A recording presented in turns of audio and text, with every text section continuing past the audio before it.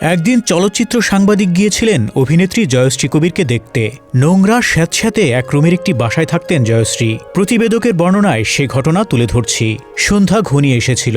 ভেজা স্যাঁতস্যাঁতে ফ্লোরে পা দিতেই আবছা অন্ধকারে চোখে পড়ল ইঞ্জেকশনের অসংখ্য সিরিঞ্জ এলোমেলো পড়ে আছে। উৎকট দুর্গন্ধে বমি আসার উপক্রম।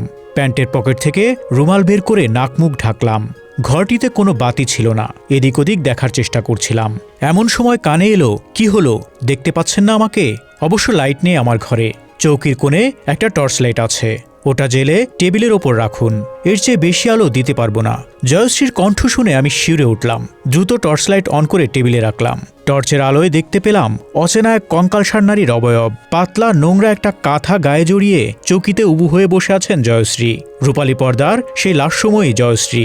ঘরময় ভ্যাপসা গন্ধ। চোখ তার কোঠরে ঢুকে গেছে। হাতের সর্বত্র সিরিঞ্জের দাগ। দুর্ভিক্ষে আছেন মনে হলো। এককালের পর্দার ঝলমলে রূপসী তারকার আজ একই হাল। আমি স্বপ্ন দেখছি না তো? সাংবাদিকের কথায় মহাকালের সেরানায়িকা জয়শ্রীকে এমন অবস্থায় দেখব ঘুণাক্ষরেও ভাবিনি। এমন অবস্থায় দেখে আমার কান্না পেল। চুলে জট, মনে হলো বহুদিন চিরুনি পরেনি। পর্দার সেই কাব্যিক সৌন্দর্যময় চুলে বোধহয় উকুনো হয়েছে। বারবার তীব্র বেগে মাথা চুলকাচ্ছিলেন জয়শ্রী। তার শরীর ও চুলের দুর্গন্ধের সাথে এক মুহূর্তে আমি অভ্যস্ত হয়ে পড়লাম। আমার নাক মুখ থেকে রুমাল সরে গেল। আমাকে কাঁদতে দেখে জয়শ্রী বললেন, ভয় পেয়েছেন আমাকে দেখে?